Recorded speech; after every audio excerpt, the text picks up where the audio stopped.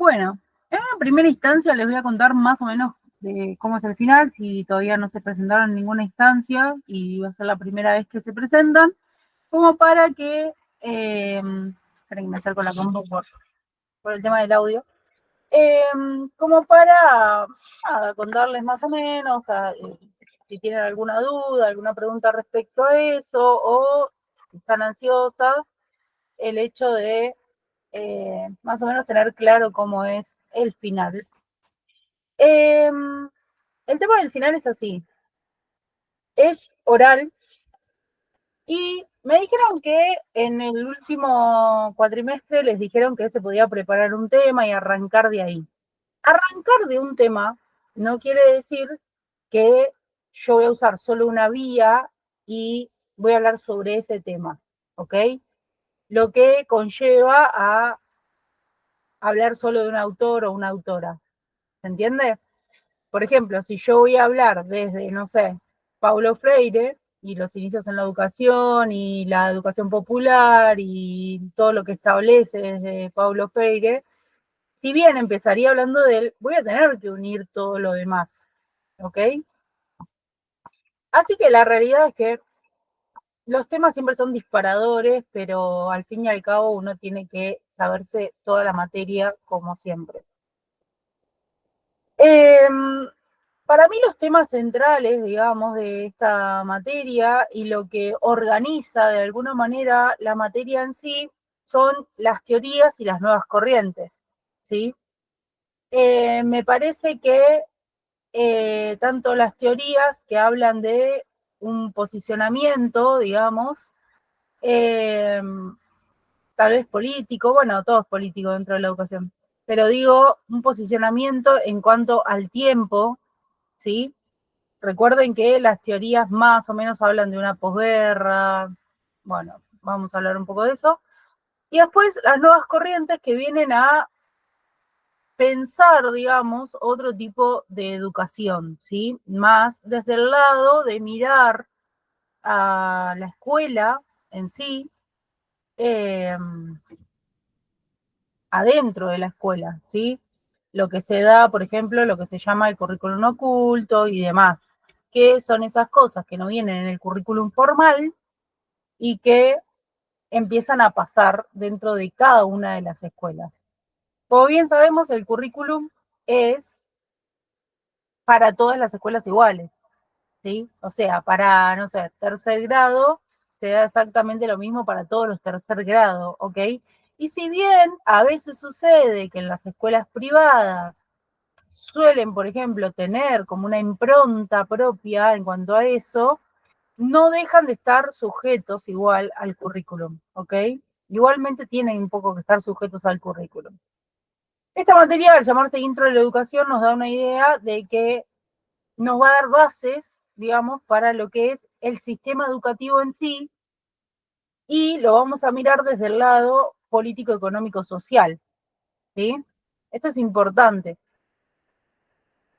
Bueno, desde mi idea, digamos, de cómo manejar la materia de alguna manera, o de cómo ir armándola para que puedan, digamos, más allá del tema que ustedes pueden haber elegido para rendir, todos van a terminar y culminar en el mismo espacio, digamos, en el mismo lugar o van a rondar en lo mismo, ¿ok?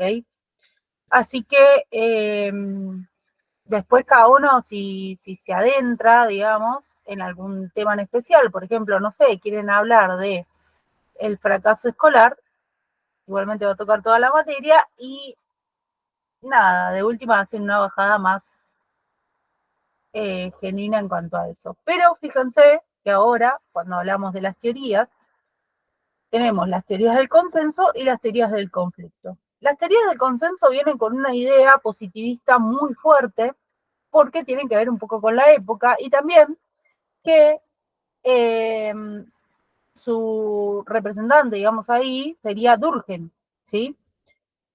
Durkheim escribió muchísimo sobre educación en cuanto a esta idea positivista, ¿sí? La idea positivista de la que hablamos habla de esto de una educación para todos y todas, ¿ok?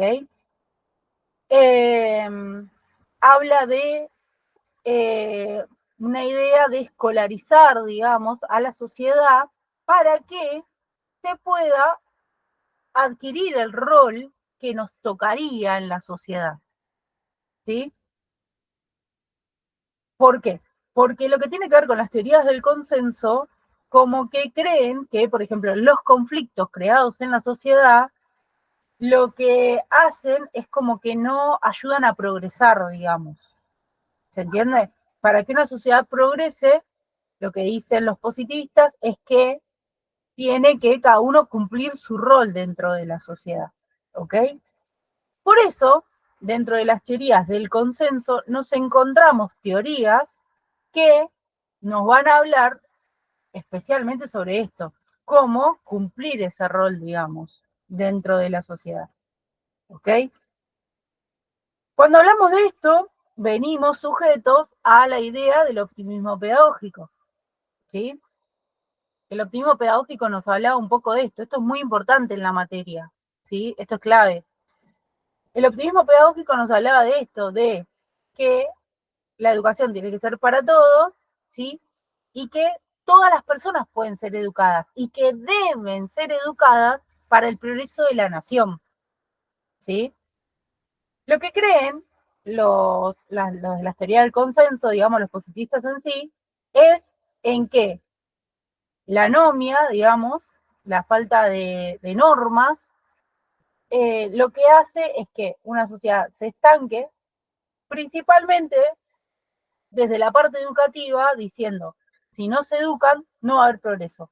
Le voy a dar un pantallazo muy grande de esta idea. La idea de ellos es, si cada persona cumple su rol dentro de la sociedad, entonces todos vamos a avanzar. ¿Por qué? Porque si yo estudio y avanzo en el estudio, ¿sí? Voy a tener un mejor trabajo. Ese trabajo me va a remunerar bien y yo voy a tener mejores egresos económicos al, no sé, comprar cosas, ¿sí? Entonces esa plata va a ir de nuevo al Estado, ¿sí? Cuanto mejor esté la sociedad, entonces mejor va a estar el Estado, ¿sí? No el Estado porque se quedan con la guita, sino que el Estado puede proveer mucho más, ¿ok? ¿Por qué? Porque va a estar mejor, digamos, en este caso, el país. ¿Se entiende? ¿Por qué? Porque sus habitantes aportan muchísimo más. Pueden tener una mejor calidad de vida que les hace aportar mucho más. ¿Ok? Y por ejemplo, si te suben los impuestos, uno vas a tener problema en pagarlos porque tenés un buen sueldo acorde a eso. Pero ¿cómo logras tener ese sueldo? Bueno, habiendo sido educado en la escuela, digamos, o en cualquier ámbito educativo, ya sea en educación superiores y demás. ¿Ok?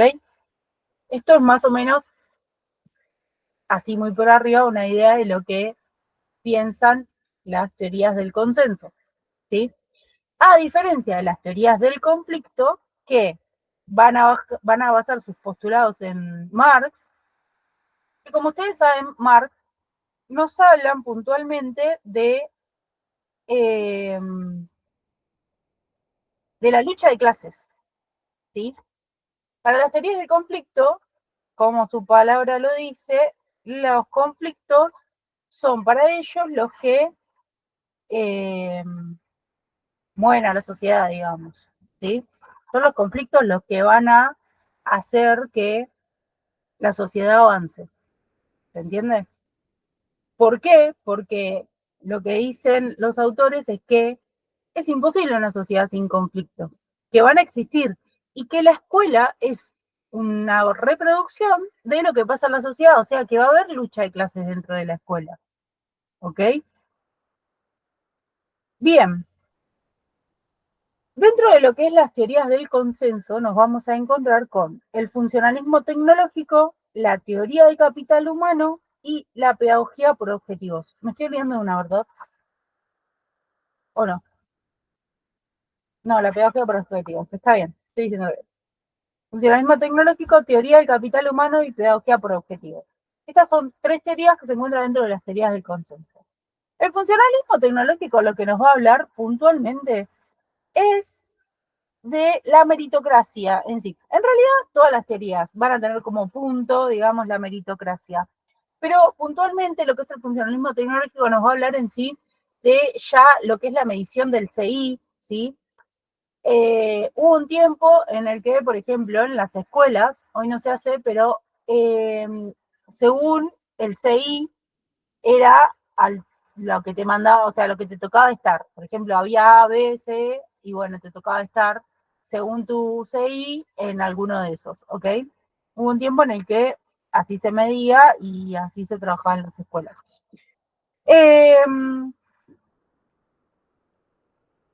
En lo que es, digamos, el funcionalismo tecnológico, bien decía, tiene que ver con el hecho de la meritocracia.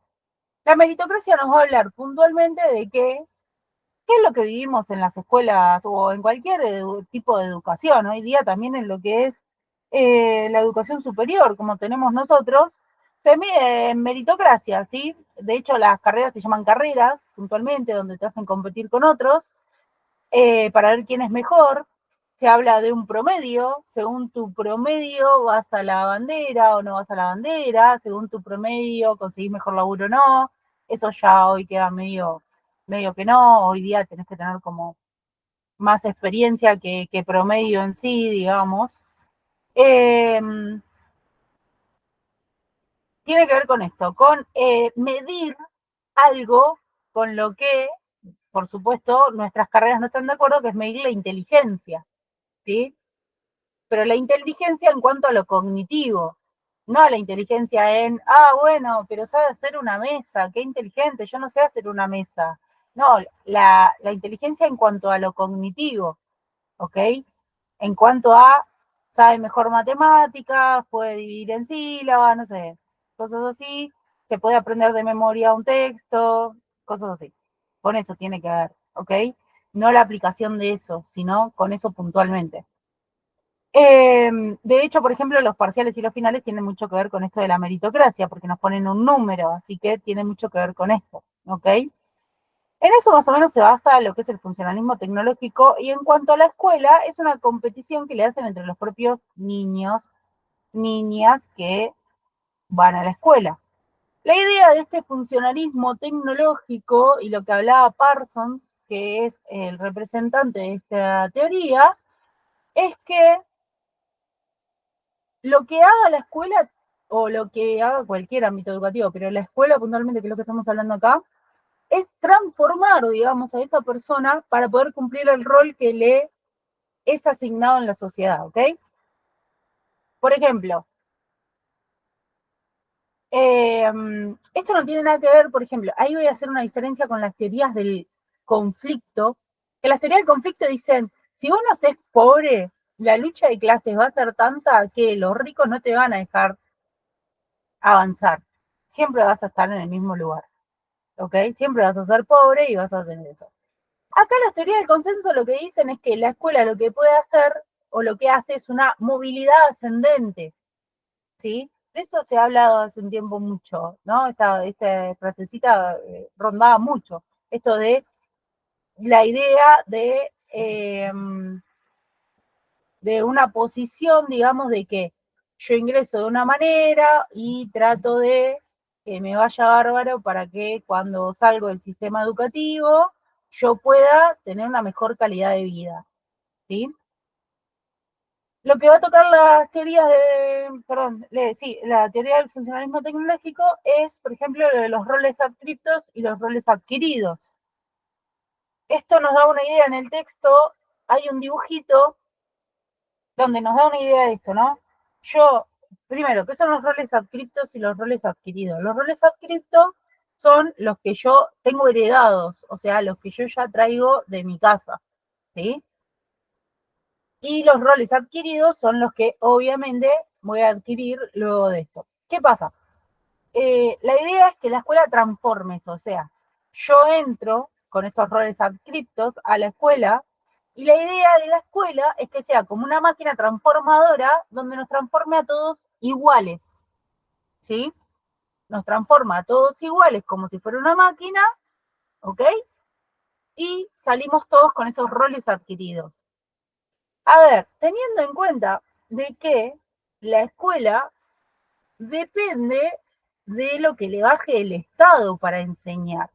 Así que esto no queda sujeto a la nada o a la idea de la escuela en sí o a la idea de una población en sí, no. Esto es que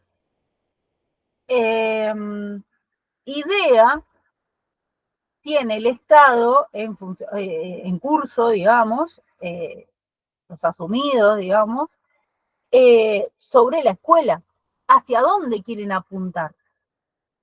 Va a haber momentos de la escuela donde se va a apuntar, no sé, a la ecología, estoy diciendo cualquier cosa igual, ¿eh? Y va a haber momentos, o la tecnología, qué sé yo, y va a haber momentos en la escuela donde se va a cambiar el plan y la idea es, no sé, ir para el lado, qué sé yo, más experimental por ahí, tal vez. Estoy diciendo cualquier cosa igual. O sea, solo para darles una idea de esto. O sea, tiene que ver con la propuesta educativa que traiga el Estado, ¿sí? Entonces, cuando nosotros hablamos de estos roles adquiridos, estamos diciendo el Estado nos está formando con esta idea, ¿ok? Que no tiene que ver con una villanez, o sea, no vamos a poner como en malo esto, así funciona, o sea, así es. En cuanto a, por ejemplo, esta idea de las teorías del consenso es, sea de donde sea que vengas, no importa, o del funcionalismo tecnológico en sí, porque estamos hablando de roles adquiridos, sea de donde sea que vengas, que no importa de dónde vengas, vos podés salir con la misma educación que el que tenés al lado, que no importa de dónde venga, ¿ok? Lo que dice este funcionalismo tecnológico es, todos deben salir a la medida, ¿está? Fíjense, para aquellos que van a armar un tema, que oculto a esto nos quedaría detrás, ¿qué pasa con aquellos que no cumplen la media escolar? O sea que no llegan a adquirir los conocimientos que se les propone en lo largo del año en el sistema educativo en general o lo que sea.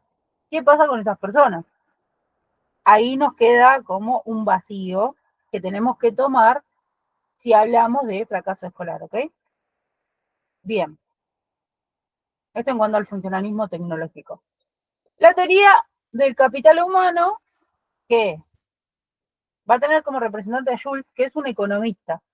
Cuando nosotros hablamos de capital, si ya lo vieron en sociología, hay un montón de capitales.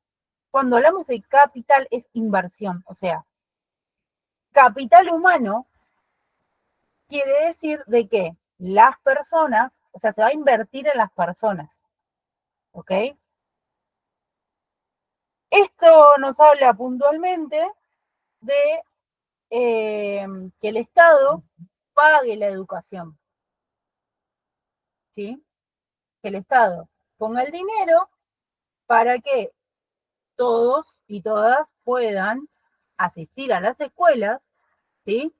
Y nuevamente hablamos de esta movilidad social ascendente, o sea, ¿para qué? Para que la nación progrese a medida que yo tengo una sociedad escolarizada, lo que para ellos es escolarizada con un cierto grado de conocimiento, entonces no solo va a progresar la sociedad en sí, sino que va a progresar esa persona. Y si progresa la persona, progresa la sociedad. ¿Vieron que lo hablamos? O sea, cuanto mejor le va a la persona, mejor le va a la sociedad. Entonces, el Estado lo que hace es invertir en la educación de las personas para que luego eso que les dan, lo que sea, o sea, una sociedad educada hoy día, que tenés que llegar a cierto nivel de educación para poder tener buenos trabajos, bueno, eso luego vuelve al Estado y así se arme esta rueda, ¿ok? Fíjense que, si lo pensamos bien, esta teoría del capital humano es más o menos la idea que planteaba Sarmiento, ¿sí? frente a la idea que tenía Alberdi. ¿Tá? Sarmiento plantea la idea de que haya una educación para todos y todas, basándose en este optimismo pedagógico del que hablábamos anteriormente, ¿sí? A ver, les voy a decir esto. Cuando Sarmiento en su momento plantea la idea de una educación para todos y todas, dice, todos a la escuela, menos los indios y los gauchos, ¿ok? Dice, a ver, si ellos están, que en realidad no difieren mucho de lo que pasa hoy día, ¿no es? Si ellos están dispuestos, pero en ese tiempo era más arraigado, digamos, lo que voy a decir. Si ellos están dispuestos a dejar de lado sus creencias, sus tierras, todo, digamos, y formarse en lo que el Estado les pide para formar parte de esta sociedad, entonces pueden ir a la escuela. Ahora, si ellos van a venir con sus ideas, entonces no, ¿ok? No pueden formar parte de la escuela, no pueden entrar a la escuela. Por supuesto que en ese tiempo los indios y los gauchos todavía tenían como una resistencia más fuerte, digamos, que la que se produce hoy día, mucho más fuerte, y no accedían a esto y nada, como bien sabemos, en lo que tiene que ver con nuestra historia, los mataban, o sea, los mataban. Los llevaban a trabajar, ¿sí? Los usaban para crear las ciudades y demás. También acá entra lo que es, pero ellos sí hacían esto, que es, por ejemplo, los inmigrantes. ¿Qué pasa? Alberdi le plantea esto a Sarmiento. Le dice, a ver, tenemos un montón de inmigrantes traídos de Europa, ¿ok? Tenemos un montón de inmigrantes. Tenemos tierras donde estamos cosechando, ¿sí? Donde estamos plantando, cosechando, necesitamos mano de obra. Encima, en ese tiempo, habían empezado a traer los ferrocarriles. Entonces, ¿qué pasaba? Se estaba conectando las distintas provincias. Entonces, necesitaban mano de obra. ¿Entienden? ¿Por qué? Porque estamos hablando en ese momento, de un país que recién se gestaba. Tenemos a Mitre habiendo formado, digamos, lo que fue la milicia, ¿sí? Y habiendo avanzado, digamos, un poco en lo que era estas primeras presidencias, lo que se llama las primeras presidencias, ¿sí? Que son Mitre, Sarmiento de Llaneda. En estas primeras presidencias estaban conformando recién a un Estado, ¿se entiende? Este Estado que ellos presentaban era un Estado unitario, era un Estado que unitario quiere decir que ellos se querían posar en Buenos Aires para que sea la capital de todas las otras provincias, y ahí tenían la gran pelea con las provincias, con los federales, y ahí en la pelea con Rosas y demás, ¿ok? ¿Por qué cuento todo esto? Porque la pelea unitario-federales nos lleva a cómo Sarmiento llega a esta idea de, che, necesitamos que las escuelas sean para todos y todas y formar a los ciudadanos para el progreso de la nación, ¿ok? Eh, eh, Rosas los excluye, ¿sí? Y, eh, bueno, no me acuerdo dónde va a parar Alberdi, creo que lo que era Chile y demás, y Sarmiento va a parar a Estados Unidos. Allá ya tenían esta idea que habían traído de Europa, de los estados formados de esta manera, digamos, donde la educación era para todos y todas. O sea, este optimismo pedagógico que se había puesto se había creado, digamos, de lo que era la Revolución Francesa en Europa. Bien, esperen que tomo un toquecín de agua, porque obvio con todo lo que estoy hablando. Bueno, nada, Sarmiento trae esta idea, Alberdi le dice, no, nosotros necesitamos mano de obra, ¿ok? Cuando pueden volver, nosotros necesitamos mano de obra. Sarmiento le dice que no, que la manera es esta, ¿sí? Incluso crea la primera escuela donde se van a formar las maestras. Esta idea la trae también de Estados Unidos. ¿Qué pasa? Trae maestras de Estados Unidos para que les enseñen, digamos, acá a lo que van a formar como maestras, que son las escuelas normales. La primera y la fundada por Sarmiento fue Paraná. Fíjense cuánto en el tiempo ha sido esta, lo que hoy son los magisterios, importante, las escuelas normales, digo, que Susana Jiménez es maestra normal, ¿sí? Formada, digamos, en este tipo de escuelas. Esto es importante porque, primero, las maestras que trae Sarmiento eran como las rezagadas de Estados Unidos, no es que trae lo mejorcito de Estados Unidos. Trae las rezagadas, la trae toda en un barco, el rezagado de allá. Primero eso.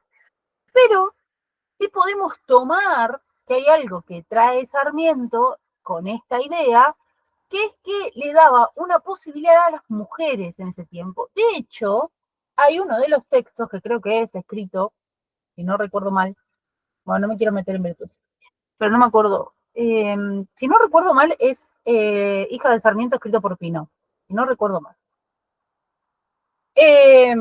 Pensaba que esto va a quedar grabado, así que si me equivoco, bueno. Ahí nos cuenta la idea esta de Sarmiento, y ahí habla de un Sarmiento en ese tiempo llamado un poco feminista. De hecho, yo tuve compañeras que me preguntaban o me decían, no, Sarmiento fue feminista, y yo les decía, estamos muy lejos de hablar de un Sarmiento feminista, ¿no? Pero obviamente que en la época fue bueno para las mujeres. ¿Por qué? Porque la posibilidad que le daba Sarmiento era que aquellas mujeres, en ese momento no existía la clase media, eso fue inventado luego, eran las pobres, ¿sí? Las que venían, o las que habían sido hijas de inmigrantes, ¿ok? Y si no, acá quienes tenían una posición económica muy baja, ¿se entiende? Y además la mujer no tenía un rol en la sociedad. Entonces, ¿qué pasa? Esto les daba como un estatus. Ser maestra en ese tiempo era lo más respetable que existía. ¿Se entiende? Entonces, por ejemplo, también entre los textos vamos a encontrar la historia de Rosa del Río, que luego se transforma en directora. De hecho, ella conoce al mismísimo Sarmiento, ¿sí? Esto les daba una posición, digamos, a la mujer de que no solo tuviera o que quedarse con el negocio familiar o tener que casarse para poder tener algo, digamos, en esta sociedad y no ser solterona, porque en ese momento ser solterona era lo peor que te podía pasar. Entonces, estaba justificado el no estar casada, porque la maestra no podía casarse, ¿sí? Entonces estaba justificado no estar casada, digamos, y que vos pudieras como progresar sola. Ganabas un buen dinero, o ganabas un dinero, de hecho ganaban muchísimo menos que los hombres ocupaban los cargos importantes y las maestras se ocupaban solo del aula. Luego tenemos la historia de Rosita del Río que llega a directora, ¿ok? Igualmente ganaban muchísimo menos que un hombre, ¿ok? Bien, ¿por qué nos íbamos a esto? Porque estábamos hablando de la teoría del capital humano, ¿ok? Esta idea, yo les decía, que tiene la teoría del capital humano, fue la que implementó Sarmiento en ese tiempo, ¿sí? A ver, se contrapone a Alberdi en la idea de que Alberdi creía que lo mejor era que las personas se pusieran a trabajar en un oficio. ¿Qué personas? Decía. Que se paguen los que pueden la educación, ¿ok? Porque nosotros estamos creando un Estado, decía Alberdi. De hecho, en otras materias más adelantadas van a ver a textos puntuales de Alberdi. Alberdi hablaba de esto, de necesitamos mano de obra, necesitamos personas que sepan hacer las cosas, porque ¿quién nos va a formar la nación? ¿Ok? ¿Quién? Nosotros nos tenemos que ocupar de lo importante, ¿vieron? De del mandato, no voy a decir mandato porque encima estoy grabando, de las posturas más del Estado, ¿sí? De ocupar esos lugares, digamos, más como importantes, y y necesitábamos que estos nos hagan la mano de obra. De hecho, nosotros todo el mundo sabe que el Colón fue levantado por inmigrantes, ¿ok? De hecho, se estaba construyendo, porque ya les digo, Sarmiento y Alberdi eran unitarios y creían en que lo que hoy es la capital federal tenía que ser el núcleo, porque además teníamos el puerto, tenía que ser el núcleo de la capital de la Argentina, digamos, ¿se entiende? Y desde acá comandar todas las otras provincias, ¿se entiende? Esto era el conflicto con las provincias. Entonces, Alberdi pensaba en eso, pensaba, estamos creando un Estado, estamos levantándolo recién, no me podés venir con esta idea, Sarmiento, o sea, necesitamos la mano de obra, necesitamos que estos tipos nos laburen. ¿Quién nos va a hacer las cosas? ¿Se entiende? En una sociedad recién levantándose en progreso, ¿ok? Y además, como bien les decía antes, se estaba expandiendo, empezaron a traer los ferrocarriles, se estaba pudiendo llegar a las provincias, entonces, ¿qué pasaba? Estaba, como bien sabemos, nuestro país es rico, digamos, en todo lo que es agricultura y nada, necesitaban la mano de obra para eso. De hecho, por ejemplo, de ahí nace, no me voy a meter en esto, pero de ahí, por eso después se hace lo que se llamó la conquista del desierto, que fue la gran matanza de indios de lo que fue el sur, ¿ok? Por este mismo tema. Esta diferencia entre Sarmiento y Alberdi es importante porque ellos no tenían un discurso distinto, o sea, los dos eran unitarios, solo veían la parte educativa diferente, ¿ok? En esto como que no estaban muy de acuerdo. Sí creían en el progreso de la nación, ¿ok? Pero no en esto de la manera de educar a los ciudadanos, ¿ok? Bien, volviendo a esto del capital humano que nos presenta Jules, acá, bien les decía, la idea es que el Estado invierta en la educación, ¿ok? Y se forme a los ciudadanos y a las ciudadanas y que nada, eso después va a traer mejor inversiones en cosas porque la gente gasta y progresa toda la nación. Y tenemos la pedagogía por objetivos, ¿sí? Acá la pedagogía por objetivos nos habla de algo que, si bien se sigue haciendo, no tan profunda como se hacía, que se utilizaba un método llamado la taxonomía. Yo no llegué a ese método, pero sí conozco muchas profes y muchas maestras que, jóvenes digo, ¿no? Que no es que hace mucho que se dejó de utilizar lo que es la taxonomía. Si no lo saben, es una manera puntual, o si hay seños acá, demás, que trabajan ya en el ámbito educativo y por ahí conozcan esto, la taxonomía tenía que ver con una planificación del minuto a minuto de lo que va a pasar en el aula. Entonces, ¿qué pasaba con esta pedagogía por objetivos? Lo que dice es, si yo tengo todo planificado al pie de la letra, no puede fallar, no me puede fallar. Yo tengo que llegar con los contenidos, tengo que haber podido llegar con los contenidos, porque yo tengo todo planificado. ¿Qué no entraba en esta planificación? Lo que luego nos va a presentar las nuevas corrientes, ¿sí? Que es este currículum oculto, o sea, el hecho de que en el día a día de la escuela pasan cosas, y esas cosas no se pueden planificar, ¿se entiende? Entonces decía, esta pedagogía por objetivos que era puntual, o sea, tenía que ser que si yo planifico, me tiene que dar bien la planificación anual, ¿ok? Y el minuto a minuto, o sea, en este momento voy a dictar, no sé, le voy a tirar cualquiera, 18:39, voy a hacer un dictado de palabras. 18:40, vamos a decir estas palabras en voz alta.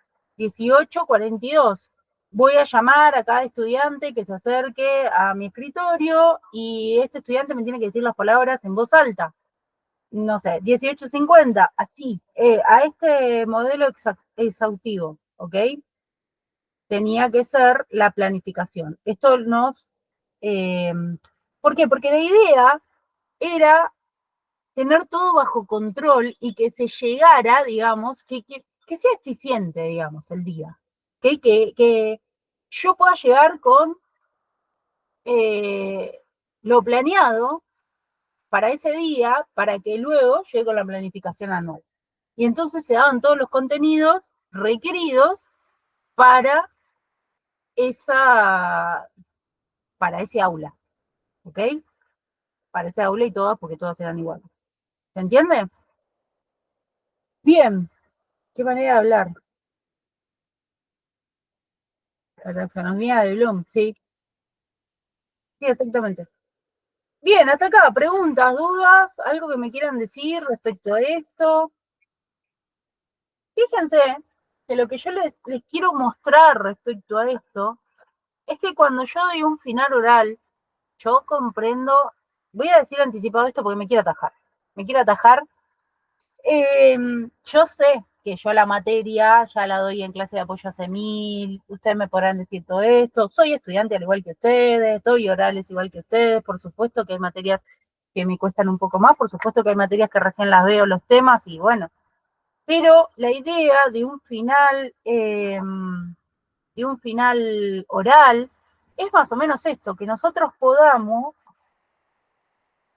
unir lo que leo y darle como una bajada, una impronta en cuanto a yo entendí el material, yo sé de lo que estoy hablando.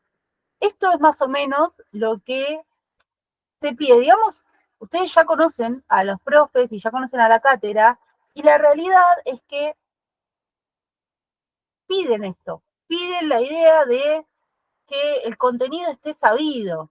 No es que te van a probar de buena onda o porque me sé la mitad y la otra mitad me olvidé y lo que pasa es que me puse nerviosa. Todo eso se comprende, por lo menos yo lo comprendo, ¿se entiende?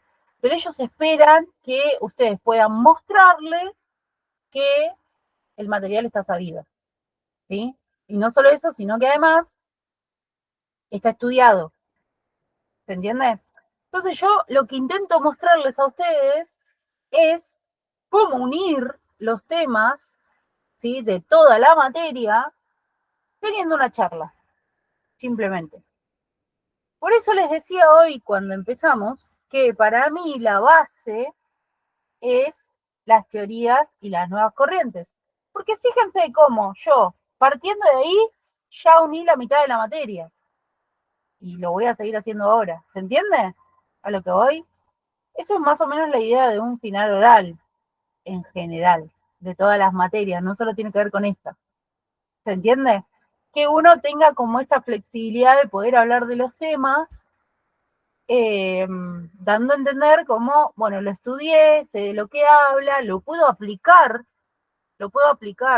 sé, o sea, cómo aplicar esto si me lo preguntan hoy, ¿se entiende? Hoy día, ¿cómo lo aplicamos? Y mira, se aplica de esta manera. Si tienen hijos, ustedes verán el colegio el día a día, y si no, también se aplica, digamos, en cualquier momento educativo que es, por ejemplo, en la facultad también lo vemos. Bien, vuelvo entonces. Si tienen preguntas o dudas, vayan escribiéndome acá que yo los leo, no hay problema. Yo freno, vuelvo para atrás, no tengo ningún drama. Si algo me queda en el tintero lo digo. Si algo no les quedó claro lo vuelvo a decir. Bien, acá tenemos las teorías del consenso, que son las teorías cualquier cosa te dicen. Vamos para atrás. Teoría del conflicto. Teoría del conflicto que se ponen en una posición totalmente opuesta a las teorías del consenso, ¿sí? Hablando directamente desde la base de el conflicto es bueno para el progreso de la nación y otra cosa, la lucha de clases se va a traducir, o sea, la lucha de clases en la sociedad se va a traducir en la escuela. O sea, va a ser lo mismo, ¿ok? Esta idea que tienen ustedes, la teoría del consenso, de acá salen todos iguales, no existe.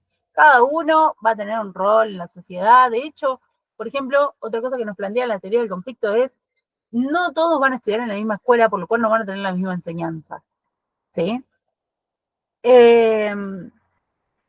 Y no estoy hablando de escuelas públicas, ¿ok? Bien, acá tenemos dentro de las teorías del conflicto, tenemos teorías neo-weberianas, teorías crítico-reproductivistas, que dentro de las crítico-reproductivistas tenemos reproducción cultural, reproducción económica, la división del sistema en dos redes y el principio de correspondencia. ¿Sí?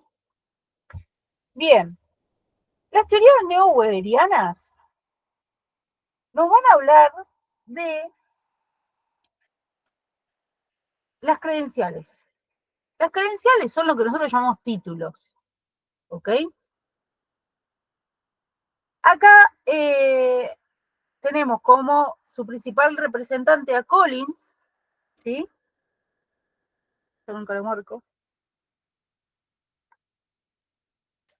Que lo que cuestionaba puntualmente, Collins se va a poner en contra, digamos, de Jules, cuestionando, digamos, lo que es el capital humano, o sea, la teoría del capital humano. Se pone en contra de esa teoría puntualmente, ¿sí? Y lo que plantea Collins es, a ver, si vos tenés una masa más escolarizada, o sea, si el Estado le está abriendo escuelas y vos tenés una masa más grande de escolarizados, ¿ok? Tenés más personas que van a poder hacer, que van a poder ocupar lugares, no voy a decir eso, que iba a decir antes, que van a poder ocupar ciertos lugares en la sociedad. Se lo voy a explicar con algo práctico. El hecho de que, por ejemplo, a veces se consiguen títulos donde no se consigue el lugar donde laburar con ese título. ¿Por qué?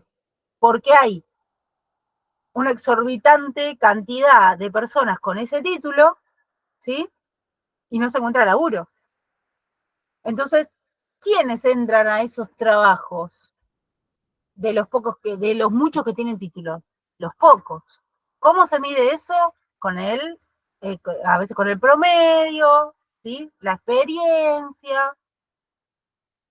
Entonces, yo me recibo, tengo un título, pero hay carreras y carreras, ¿no? Pero empiezo esto de, che, no consigo laburo. ¿Por qué? Porque somos un montón recibiéndonos de esto, ¿ok? ¿Qué pasa con eso? Lo que plantea Collins es, empieza a suceder que la masa de la sociedad empieza a tener lugares en espacios que antes eran para unos pocos, para los pocos aquellos que se podían pagar el título. Pero al yo pagar, digamos, desde el Estado para que se adquieran esos títulos, voy a tener una masa más grande que ahora puede acceder a esos trabajos. ¿Ok? Entonces, ¿qué pasa? Quienes tienen el dinero dicen, hey, este trabajo que es bien remunerado ahora está lleno de gente, todo el mundo tiene este título, entonces entra cualquiera. Entonces, ¿qué hacen? Los que tienen dinero y tienen esta posibilidad, te ponen una credencial más arriba, más cara, ¿sí? Para que vayan quedando atrás. Entonces, ¿quiénes entran a esos laburos? A los buenos laburos, a los que se ganan mucho dinero y demás. ¿Quiénes entran? Los que tienen el dinero para poder pagarse esa credencial, ¿sí? De hecho, por ejemplo, le voy a dar un ejemplo práctico que es, cuando yo era chiquita, ser licenciada era una banda. O sea, si vos tenías un licenciado en tu familia, era una banda, ¿se entiende? Era el capo de los capos, ¿se entiende?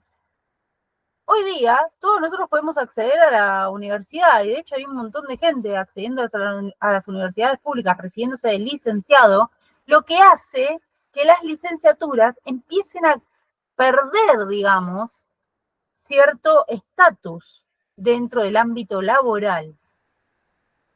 ¿Se entiende? Esto no quiere decir que no valen nada, ¿eh? No se asusten, no tengan miedo, sino que empezamos a hacer un montón de egresados compitiendo en el campo laboral por esos espacios, ¿ok? Si son de ciencias, bueno, lo que tiene que ver con ciencias, digamos, mucho es el puntaje para entrar en diferentes espacios. Los que somos de psico no necesitamos eso porque teniendo una matrícula la laburamos, ¿ok? ¿Qué pasa? Con esto que les decía, de las licenciaturas van perdiendo como ese estatus que antes tenían, ¿ok? Y se transforman incluso en un piso muchas veces que se pide para ingresar a trabajos, ¿se entiende? Bien. Ahora te piden un punto más. Tenés que tener las maestrías, los doctorados, del doctorado, ¿ok? Y todo eso se paga en dólares. Ni siquiera se paga en dinero de nuestro país, o sea, se paga directamente en dólares. ¿Se entiende? Esto es que lo que nos habla de estas teorías neo-weberianas.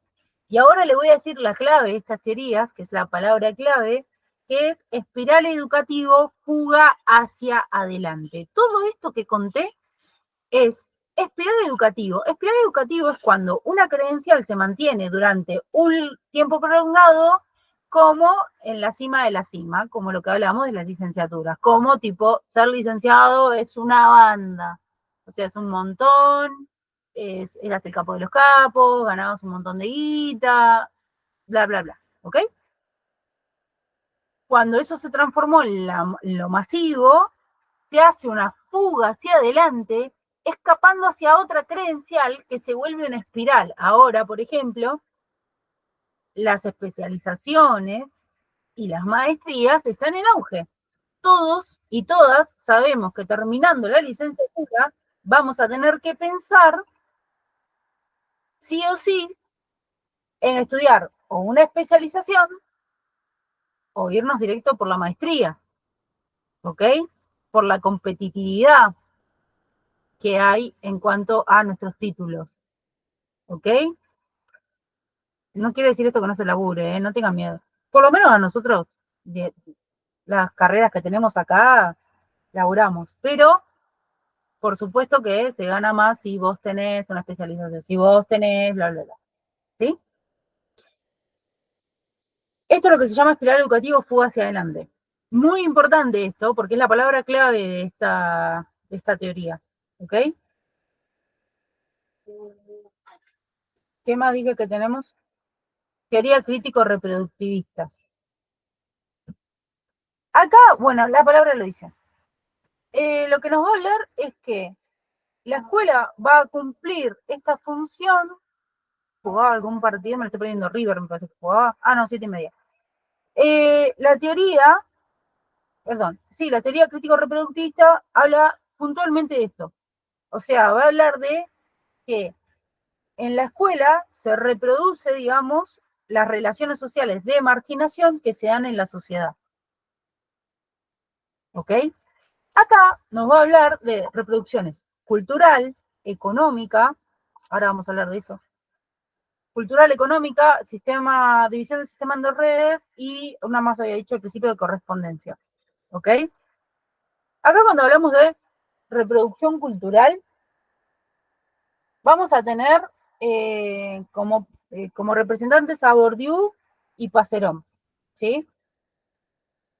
Acá nos va a hablar de capital cultural, hábitus, arbitrario cultural y violencia simbólica. Esto seguro lo vieron en sociología, ¿ok? Acá vamos a repasar, digamos, de qué se trata más o menos esto. Estas son como las palabras claves de esta teoría de la reproducción cultural. En cuanto a capital cultural, cuando hablamos de esto, nos habla de una adquisición de este capital cultural. El capital cultural, para que ustedes lo tengan en cuenta, tiene que ver con libros, cine, todo lo que adquiero a nivel cultura, obras de teatro, música, ¿ok? Cultural viene de eso, o sea, de cuánta cultura yo he adquirido, absorbido, digamos, de esta sociedad.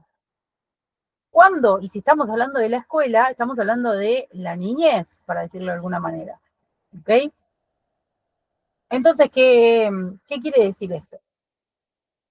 que, por ejemplo, en la escuela se da esta idea de que viene la seño y te da un ejemplo de cuando vas al cine o cuando te fuiste de vacaciones, ¿no? Estas ideas, eh, incluso, por ejemplo, ir a otros países, saber otra lengua, eso es capital cultural también. Cuando hablamos de la adquisición de este capital cultural, vamos a encontrarnos con que muchos niños o niñas no saben ni lo que es un libro, ¿se entiende? No saben lo que es un libro. De hecho, hasta pasa en la facultad, o sea, parece chiste, pero no, ¿eh? Hay personas que saben lo que es un libro, pero nunca han abierto un libro y puesto a leer un libro, ¿ok? Parece algo que es descabellado, pero no, pasa en la facultad.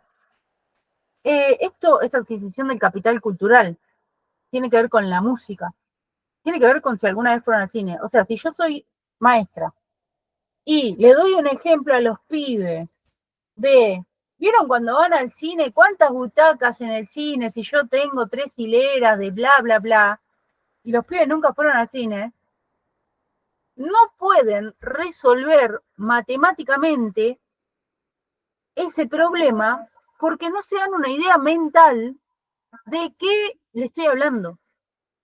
No es lo mismo que yo hable con alguien que sabe de lo que le estoy hablando, ¿sí? De un cine, entonces se da una representación mental de este cine que hace que la adquisición de ese conocimiento sea más profunda, porque puedo resolverlo mediante darme una idea de cómo repartir esto. ¿Se entiende? Bien, esto que está, el capital cultural que está formado por los bienes culturales, digamos, tiene que ver con el hecho de que al no poseerlo, no todos poseer lo mismo, ahí es donde nos presenta esta idea de lo que veníamos trayendo de que hay una diferenciación en la clase, ¿no? No es lo mismo aquel que trae un conocimiento sobre un montón de cosas o absorbido un montón de cosas a nivel cultural que aquel que no, ¿sí? Pensemos esto también si ustedes van a trabajar lo que es el tema de aquellos niños o niñas o adolescentes eh, que repiten, ¿sí? Mediante la repitencia, porque no pudieron adquirir los conocimientos básicos que se les pedía, ¿ok? Entonces, bueno, nada, esta idea nos da en cuanto a eso. Ahí enganchamos, digamos, lo que es la idea de hábitus, que el hábitus tiene que ver con todo aquello que yo ya traigo en cuanto al entorno social, ¿sí? Lo voy a leer directamente, gustos, modos de pensar, de actuar y de ver el mundo, ¿ok? Esto es lo que me encierra el hábitus. ¿Qué más había dicho de palabras? Arbitral cultural y violencia simbólica. Miren, la violencia simbólica tiene que ver con el hecho de que, por ejemplo, si mi familia es paraguaya y tiene costumbres de Paraguay e incluso, por ejemplo, no sé, dentro de la casa se habla guaraní, ¿sí? Se produce una violencia simbólica cuando, incluso si yo nací en Paraguay y me siento paraguaya, se produce una violencia simbólica cuando, por ejemplo, me hacen cantar el himno argentino, ¿sí? Izar la bandera, cuando me hacen usar la escarapela en el colegio, cuando en el colegio me dicen, hoy es el día de la escarapela y se va a ver la escarapela argentina, y me lo hacen dibujar, escribir y toda esa cosa, ¿ok? Eso es violencia simbólica, ¿sí? Incluso violencia simbólica también es que te hagan aprender en un idioma diferente al tuyo. Esto se produce mucho con los indios, que tuvieron que aprender a dejar de lado sus idiomas, sus costumbres. Acá, por ahí en Buenos Aires, no tenemos mucho de eso, no lo vamos a ver acá puntualmente en el conurbano, vamos a ver otras cosas acá. Pero sí, por ejemplo, en lo que es el norte de nuestro país, se ve un montón esta idea. Esto es violencia simbólica, ¿ok? Cuando te quieren imponer algo que vos no traes y te lo quieren imponer y vos lo tenés que aceptar o quedás fuera del sistema, ¿ok? ¿Y qué más había dicho? Arbitrario cultural tiene que ver con un recorte cultural. Este recorte cultural que se presenta en las escuelas tiene que ver únicamente con lo que habíamos hablado al principio de todo, y es la idea del Estado que tiene educación. Si el Estado dice que nosotros vamos a aprender, o esta va a ser una sociedad que va a aprender mucho sobre ecología, y nos van a estar machacando con eso, y esa es la bajada que se da, eso es un recorte cultural, digamos. Y también tiene que ver mucho con los libros que se leen en las escuelas, ¿sí? No es que la seño va a elegir qué libros leer, ya se lo bajan. Tienen que leer estos libros en el año, ¿se entiende? ¿Qué libros se van a leer? ¿Ok? ¿Qué películas se van a ver? ¿Sí? Todo esto es un recorte o un arbitrario cultural. Voy muy rápido y no me entienden, pregúntenmelo. Yo creo que estoy explicando lo más coloquial posible, pero si ustedes ven que no, me lo dicen. ¿Ok? Eh, tenemos en este punto lo que es la reproducción económica. La reproducción económica tiene que ver con el hecho de que primero va a tener como exponente al Althusser, ¿sí? O como representante. Eh, la escuela, al ser un espacio, eh, perdón, un aparato ideológico del Estado, ¿sí? Lo que va a pasar con esta idea de reproducción económica es que se va a dar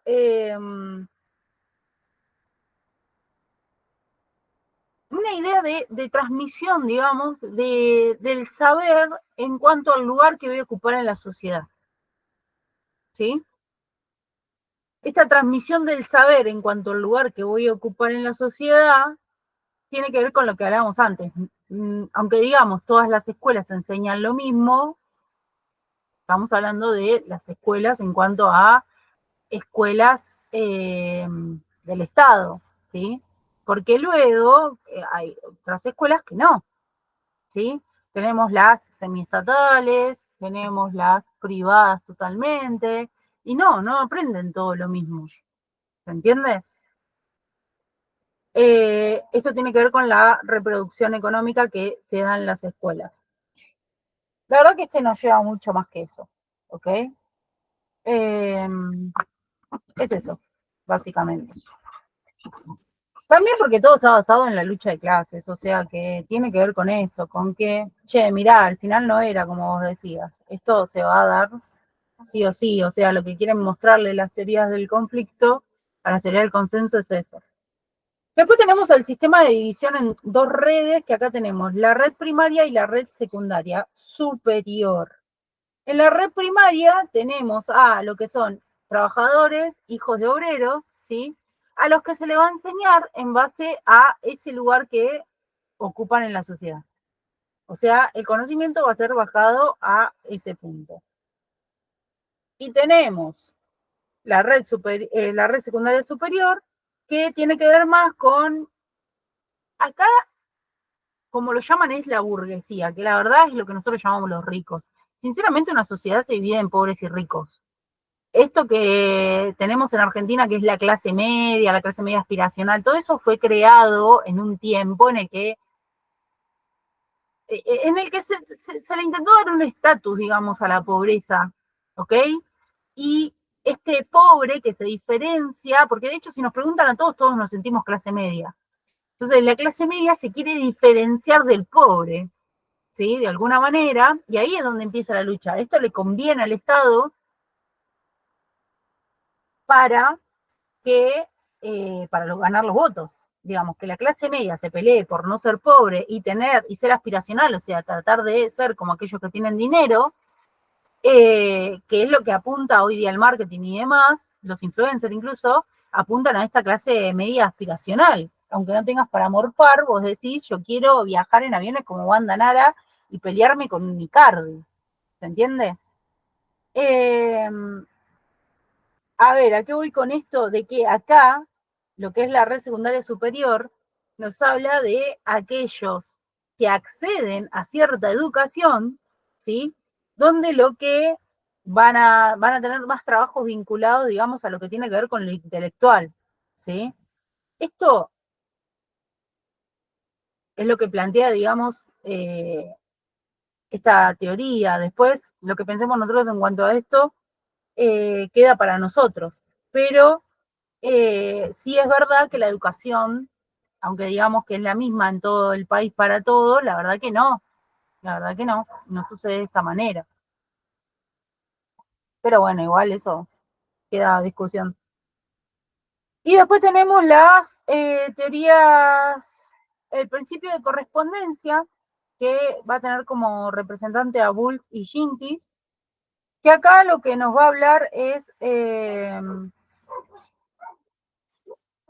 cuanto a, por ejemplo, que la escuela legitima de alguna manera esta idea de las diferencias sociales, ¿sí? Fíjense cómo esto va a hablar también de la que hablábamos recién, de la división del sistema en dos redes, porque el principio de correspondencia lo que nos va a hablar es cómo existe una correspondencia social de la persona a el trabajo que va a tener, ¿sí?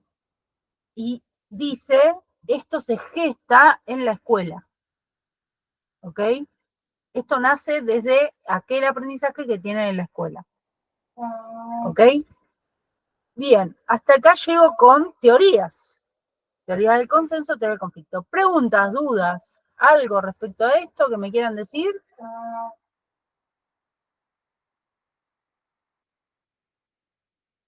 Avanzo.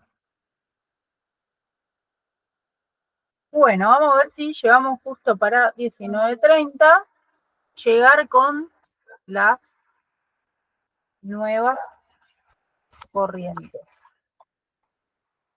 Les voy a decir esto.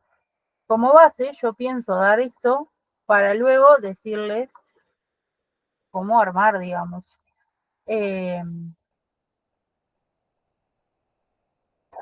Cómo armar, digamos, el final en sí. Obviamente que le están faltando, no estamos hablando de ciertas cosas.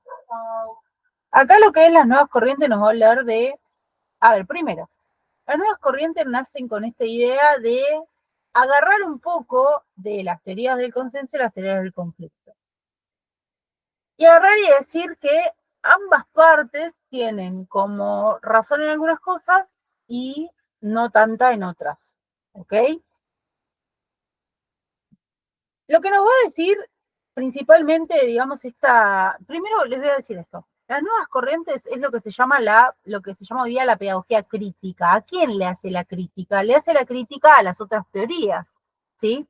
De hecho, en nuestra facultad hay muchas cátedras adherentes a lo que es la teoría crítica, ¿sí? O la pedagogía crítica. De hecho, esta cátedra adhiere a lo que es la pedagogía crítica. Le hace, digamos, sí, nuevas pedagogías, sí, se llaman así. O pedagogía crítica, nuevas pedagogías, nuevas corrientes pedagógicas. Le hace una crítica, digamos, a que estas teorías no miraban hacia adentro de la escuela, ¿ok? Todo el tiempo estaban como mirando en un crecimiento en cuanto a la sociedad. Yo necesito que este ciudadano me sea así para el crecimiento de la sociedad que yo quiero armar y bla, bla, bla, ¿ok? Pero no miraban lo que se llama el currículum oculto, ¿sí? El currículum oculto tiene que ver con las cosas que pasan dentro de la escuela y que no vienen en el currículum. En el currículum o en la currícula entregada, digamos, al día a día del aula, a lo que se tiene que enseñar dentro del aula. Por ejemplo, el atar los cordones. En ninguna currícula escolar viene el hecho de a los nenes de 6 años les tenemos que enseñar a atar los cordones. Eso sucede, el pibe viene con los cordones desatados y te dice, ¿me atás? Y vos le tenés que atar. Ahí le haces una enseñanza así, le decís, mirá, el cordón se ata de esta manera, ¿se entiende? Eso es currículum oculto. Son esas cosas que se enseñan en el día a día y que no aparecen en la currícula. Por ejemplo, che, no le pegues a tu compañero. Ustedes dirán, ay, pero es re obvio. No, porque eso no está enseñado en ningún lado. Es el día a día de, che, vos no podés pegarle a una persona porque bla, bla, bla, bla, bla. ¿Se entiende? Eso es currículum oculto. Todo lo que yo enseño que no está dentro del currículum, es currículum oculto. Y cada escuela tiene un currículum oculto distinto. Porque tiene que ver mucho con esto, con, primero que las currículas deberían venir, eso sería el ideal, ¿no? Lo que voy a decir. Las currículas deberían venir según donde la escuela, o sea, los afluentes que tiene la escuela. Esto sería como, por ejemplo, cuando hablamos de las facultades y universidades. Cintia, te hago una pregunta. ¿El currículum oculto qué sería? ¿Como la caja negra? Sí, es eso, Ah, exactamente. Por ejemplo, las universidades, las facultades lo que tienen es que las cátedras son autónomas y las facultades son autónomas, ¿sí? Y las universidades entre sí son autónomas. ¿Qué quiere decir esto? De que si yo tengo una facultad o una universidad en el medio del conurbano, como nos pasa a nosotros, y tengo tales afluentes, voy a tener tales carreras y se va a enseñar de tal manera y se le va a enseñar tales cosas. ¿Se entiende? Que, por ejemplo, no es lo mismo que la UBA, ¿ok? En las escuelas no pasa esto. Las escuelas tienen un currículum común, sea donde sea que esté asentada esa escuela, ¿ok? Entonces, se trata de enseñar a todo lo mismo, pero no se adquiere de la misma manera el conocimiento. ¿Se entiende? ¿Por qué? Porque tiene que ver con todo lo que hablamos anteriormente. Roles adscriptos, capital cultural, un montón de cosas con las que vienen las personas a mi aula, ¿ok? Entonces, este currículum oculto te hace fuerte ahí. ¿Y qué es lo que las nuevas corrientes le plantean, digamos, a estas teorías? Que dicen, existe algo adentro, o sea, esto tiene que suceder, porque si no sucede esto, no estamos pensando en la formación real de un ciudadano. O sea, ese currículum oculto va a suceder. Lo que decía recién la compañera en cuanto a la caja negra, se toma, digamos, de lo que es la caja negra de los aviones. Yo no sé si ustedes lo sabían, pero la caja negra siempre se busca luego de un accidente de un avión. ¿Por qué? Porque el piloto sigue hablando cuando pierde contacto con la torre, ¿sí? Entonces, pueden ver y pueden saber hasta el final qué es lo que sucedió, por lo cual cae la nave, ¿se entiende? Por eso se busca la caja negra, ¿ok?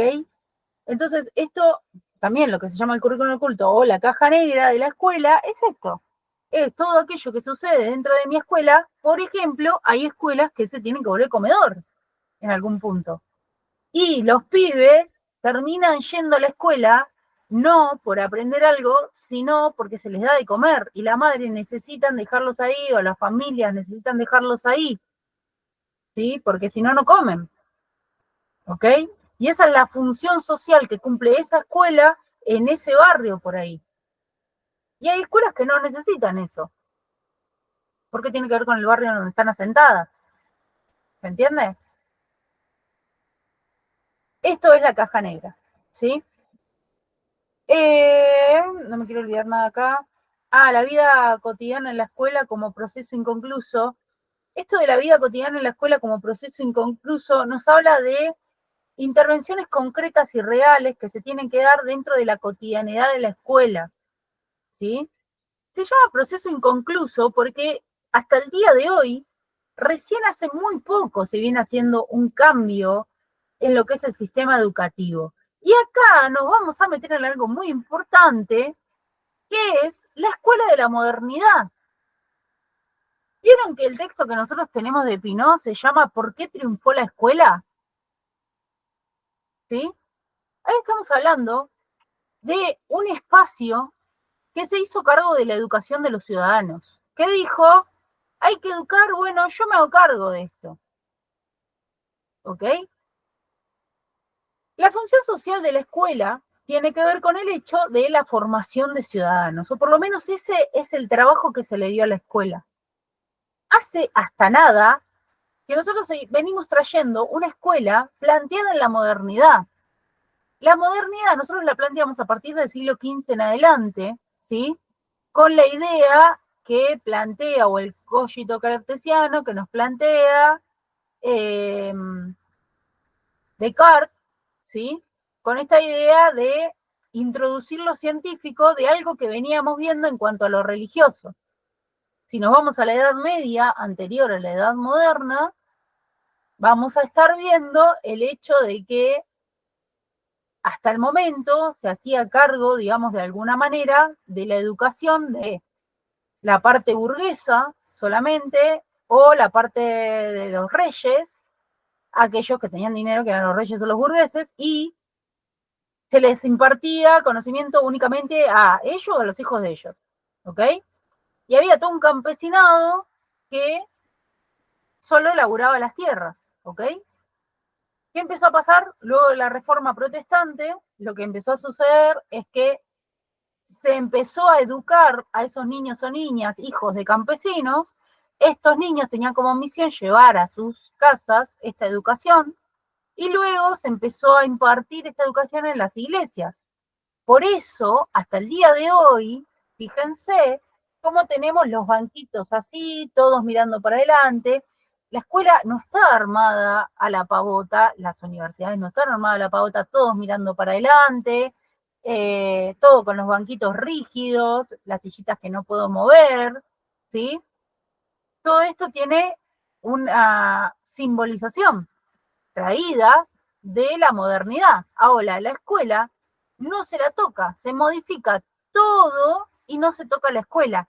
¿Qué hizo la escuela en el poco tiempo que nosotros podemos ver últimamente, en estos pequeños cambios que fueron forzados, como yo digo? Yo que trabajo, voy a decir esta palabra que es horrible, pero yo que trabajo en inclusión, trabajo como acompañante, pero trabajo en la parte de inclusión, digamos, este forzamiento que ha hecho la escuela por modernizarse, modernizarse no, pues estaríamos en la modernidad, por ajustarse a los tiempos, por una presión casi social, ¿sí? Lo que trajo fue egreso en las escuelas, ¿sí? Egreso en cuanto a lo regresivo de que sea todo tan forzado. De hecho, todo lo que se mete dentro de la currícula es forzado. La ESI nunca estuvo bien aplicada, ¿sí? ¿Por qué? Porque estuvo muy forzado, porque seguimos con los estándares de una escuela de la modernidad. Que esta escuela de la modernidad nos la va a describir Pinot con las 17 piezas. ¿Ok? Acá, cuando nosotros hablamos de la vida cotidiana en la escuela en cuanto a estas nuevas pedagogías, nos invita a esto, a repensar la escuela. Está siendo muy difícil hacer este cambio porque la escuela se siente que es en el auge de la formación del ciudadano. Entonces, cambia todo, menos la escuela para adentro, que es lo que tiene que cambiar. Por eso seguimos con esta idea de que la currícula sea para todas las escuelas iguales y no algo que se viene planteando hace años, que sean bajadas para cada lugar a donde está ubicada. ¿Se entiende? O sea, que sea autónoma. No van a dejar esto. ¿Por qué? Porque si no se le suelta de las manos al Estado. Y el Estado, o sea, la escuela es el aparato ideológico del Estado. El Estado la necesita. Trabajan en conjunto.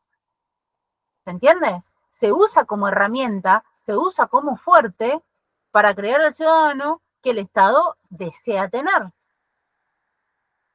¿Se entiende?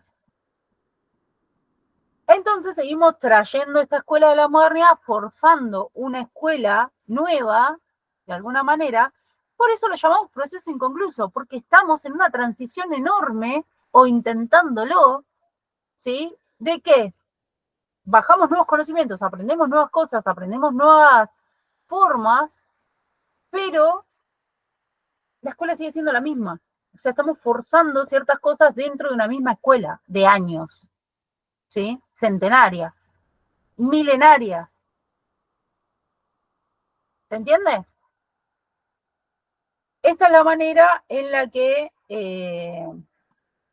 bien, ¿qué tengo navajada acá? La idea es, acá y con esta idea, es que planteamos, por ejemplo, fuertemente el ideador o el fundador de estas pedagogías críticas, lo vamos a poner a Freire, ¿ok? Freire, hace muchos años trae, bueno, ya está muerto, pero traía esta idea eh, de crear una escuela, digamos, más comprometida con el lugar. ¿Cómo hizo esto?